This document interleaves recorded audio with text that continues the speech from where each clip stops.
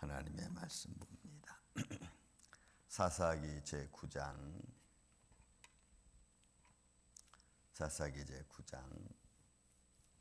우리 1절부터 6절에 있는 말씀을 보고 가능하면 내용은 우리 21절까지 보겠습니다. 9장 1절부터 우리 6절까지 일단 교독하겠습니다. 여룻바알의 아들 아비멜렉이 세겜에 가서 그의 어머니의 형제에게 이르되 그들과 그의 외조모 집에 온 가족에게 말하여 이르되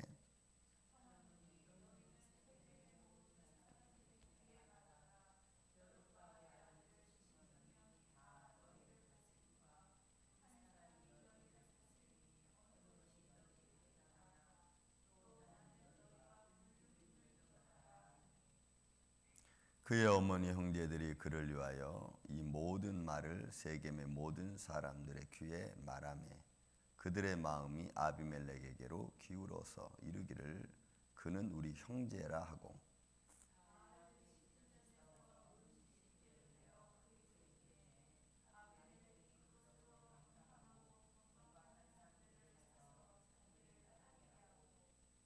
오브라에 있는 그의 아버지의 집으로 가서 여룻바알의 아들 곧 자기 형제 70명을 한 바위 위에서 죽였으되 다만 여룻바알의 막내 아들 요담은 스스로 숨었으므로 남으니라.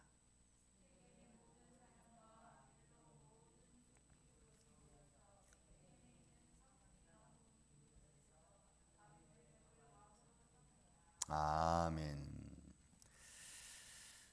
참 인생의 삶이 참 헛된 것 같고 사람의 말 한마디 한마디 그리고 그 욕망에 따라서 인생의 삶의 삶과 죽음이 오고 가는 것이 참 안타깝습니다.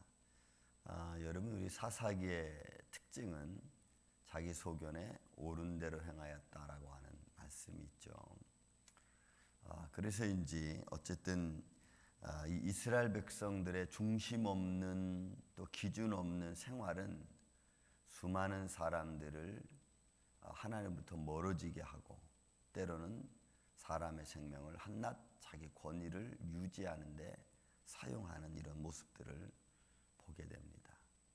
하나님의 백성들이 하나님의 인도하심을 우리가 잃어버리면 결국 인간의 자기 소견대로밖에 갈 수 없다는 것이 성경은 끊임없이 우리에게 말씀해 주고 있는 내용이 아닐 수 없습니다.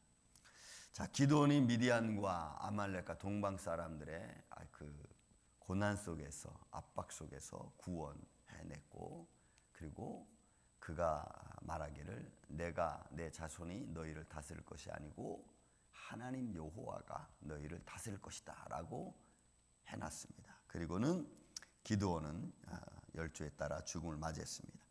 자, 여룻바알의 아들 아비멜렉이죠. 세겜에서 있는 그 기드온의 첩으로부터 아이가 낳았던 그 아이 이름을 아비멜렉이라 우리 8장 31절에 그렇게 기록한 것을 보게 됩니다.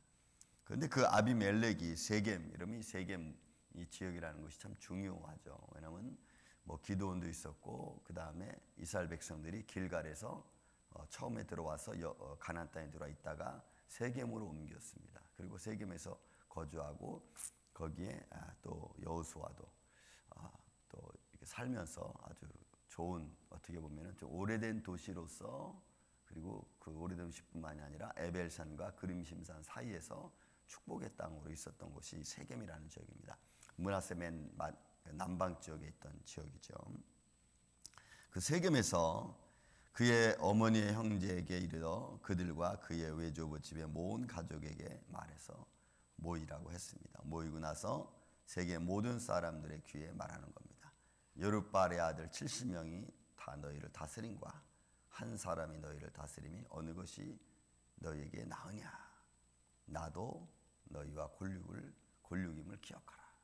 그러니까 지금 이 아비멜렉이 어떻게 보면 아비멜렉이라는 그 말 자체가 아버지는 왕이다 이런 의미거든요.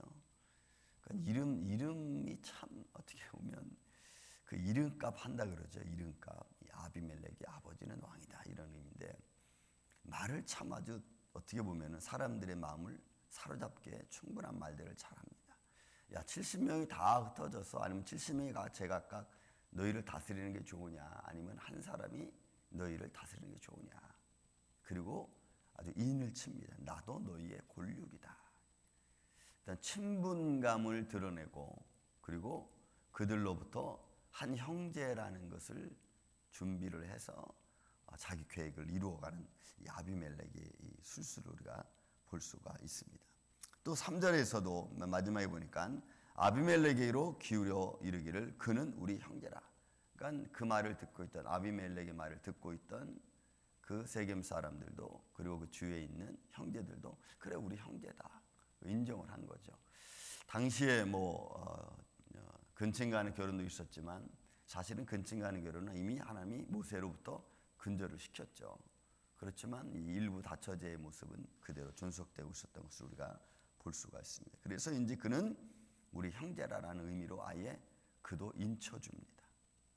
그러니까 우리가 분별해야 될 것과 분별하지 말아야 될 것, 영적인 것과 육적인 것들을 우리가 사실 인생을 살아가면서 그것을 잘 분별해내는 것이 또한 축복의 길 중에 하나인데, 이런 건 영적인 것과 육적인 것, 또 사람의 뜻을 따르냐 아니면 하나님의 뜻을 따르냐, 이런 어떤 기준을 잡아주는 게 여러분 참 중요합니다.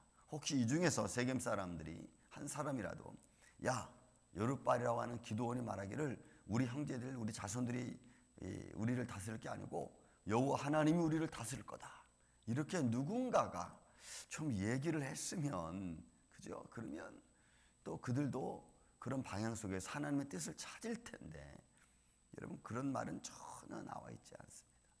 나와 있지 않고 오직 인간이 욕망과 인간의 속성에 따라서 진행되어져 가는 모습만 있을 뿐입니다. 그렇다고 여러분 이렇게 벌어지고 있는 상황 속에 하나님의 뜻이 없겠습니까? 이스라엘 백성들을 미디안에서 구원해낸 것이 사실 기드온이 아니고 하나님의 손길이고, 자기 백성을 사랑하는 하나님의 사랑과 은혜의 근거에서 되어진 일을 이들은 사람에게 의지하고, 사람이 했다고 하고, 그리고 사람으로 했으니까 그 사람이 우리를 다스려야 된다고 하니까 참 막막하기 그지없죠. 그러니까 보이지 아니하시는 살아계신 하나님을 우리가 보이는 하나님으로, 우리를 지켜주시고 축복하신 하나님으로 믿고 나아가는 마음의 중심이 얼마나 큰 역사를 이루고 얼마나 많은 변화와 또 하나님의 영광을 이루어 가실 것인가를 우리는 사실 알 수가 있죠. 그런 영적인 그런 하나님의 인도하심을 찾고, 그리고 그것을 선포하고 그것을 따라가는 여러분 리더자들이 사실 이 시대에 필요하고, 또 우리도 그런 모습으로 살아가야 되는 거예요. 이들은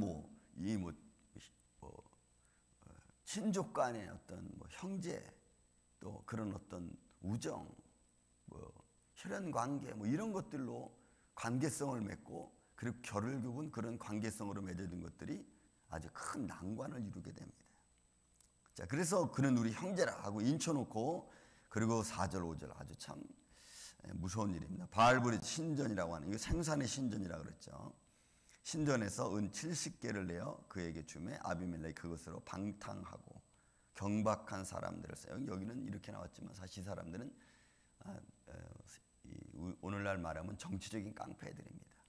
뭔가 좀 이루기 위해서 무리를 짓고, 그 무리 속에서 뭔가 이루기 위해서 수단과 방법을 가리지 않는 사람들인 거예요, 이 사람들이. 그러니까 결국은 돈으로 이들을 매수해서, 왜? 이들은 돈만 주면 뭐든지 하는 사람들이니까. 그러니까 매수해서 결국은 뭘 이룹니까? 본문에 우리가 읽었던 것처럼 오브라에 있는 그의 아버지의 집으로 가서 여룻바알의 아들 자기 형제 70명을 한 바위에서 죽였을 때, 자기 형제라고 했던 형제들을, 그죠? 나도 너희 골육이라 했던 그 말이 얼마나 무서운 말인가. 혈연 관계로 맺어져 놓고, 그리고 그 혈연 관계를 어느 한날 아무렇지도 않다는 시다 벗어버리면, 잊어버리면, 잘라버리면 그 뒤로부터는 남는 것은 인간의 욕망밖에는 남는 게 없는 겁니다. 그러니까 돈 받은 이런 방탕하고 수단과 방법을 가리지 않고 그 일을 처리한 이 방탕하고 경박한 사람들, 결국은 기드온의 자손들을 한 바위에서 다 죽이게 됩니다. 그리고 그의 막내 아들 요담은 스스로 숨었습니다. 남겨졌다는 이야기입니다. 그러니까 어떤 의미에서인지 남겨졌습니다. 그리고는 다 죽음으로 몰아갔어요. 여러분, 우리의 삶 속에서 우리가 믿음의 기준을 잡지 않고 정말 형제라고 하는 진정한 의미를 우리가 갖지 못하면 여러분, 우리는 언제든지 자기의 의지대로 우리는 살아갈 수밖에 없습니다. 여러분, 우리가 서로 성도라고 이야기합니다. 그러나 그 성도의 관계는 여러분 굉장히 깊은 겁니다. 하나님의 은혜와 사랑과 말씀 안에서 맺어진 관계가 여러분 성도입니다. 하나님과 우리와의 관계성 속에서 맺어진 게 여러분 성도라고 하는 이름 아닙니다. 거룩한 자, 그죠?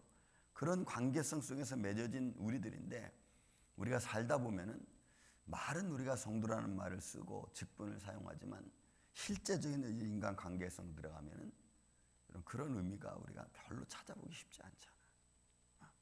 그런 모습이. 그래서 이런 과정을 겪고 나서 사람이 오늘 이 주위에 있는 사람들, 세겜 사람들이 상수리 나무 밑에 앉아가지고 아비멜렉을 왕으로 삼습니다.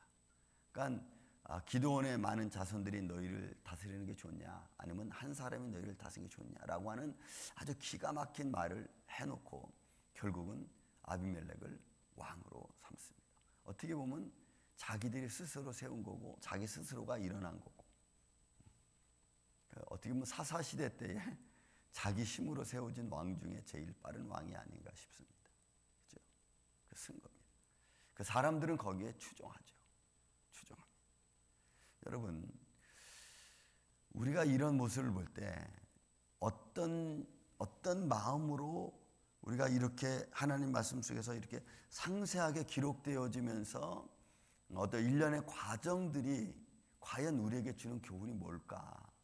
이런 과정들이 결국 우리하고는 별로 상관없는 말이지만, 그러나 이런 과정 속에서 결국 하나님 우리에게 제시해주고는 말씀이 뭘까? 이런 보십시오. 욕심에 치우친 사람, 욕망으로 가득 차 있는 사람들은 결국 의를 따르지 않습니다. 그리고 그 의가 뭔지도 모릅니다. 그리고 자기의 주어진 기회는 절대로 그것을 놓치지 않고 그것을 자기를 세우는 데 씁니다. 자기를 세우는 데. 하나님을 세우는 데 쓰지 않고 자기를 세우는 데 씁니다. 이것이 말씀을 잃어버린 백성들의 모습이고 하나님을 모르는 백성들의 모습이에요. 어떻게 보면 기드온이 그 당시 시대적인 배경도 있겠지만 여호와 하나님에 대한 분명한 메시지를 자손들에게 가르쳐주지 않은 것도 하나의 사실로 나타나는 거죠. 그리고 이제 여러분 본문 7절 이하로부터 요담이 외치는 소리가 있습니다. 내일 아침에 제가 말씀드리겠습니다. 여러분, 우리의 삶 속에서 이렇게 하나님의 의를 잃어버린 자기에게 주어진 기회를 자기 욕망, 자기를 세우는 데 써버리면 결국 그 길은 오래가지 못한다는 거죠. 그래서 오늘도 우리는 하나님 우리에게 준 기회가 있습니다. 하나님께 감사하는 마음 우리가 절대로 잊어서는 안 되고, 그리고 그 감사가 하나님 앞에는 정말 영광이 되고 우리에게는 축복이 되는 감사가 되기를 저는 주님의 이름으로 축원을 드립니다. 그런 믿음의 마음으로 갈 때에 하나님의 손길을 우리가 느낄 수 있습니다. 오늘도 이 주말을 맞이하면서 저와 여러분의 많은 일들을 처리하는 과정 속에서 하나님께는 정말 영광이 되고 우리는 그 감사를 통해서 기쁨을 누릴 수 있는 이런 축복의 길을 걸어갈 수 있는 이 아침에 저와 여러분 되시기를 주님의 이름으로 축원을 드립니다.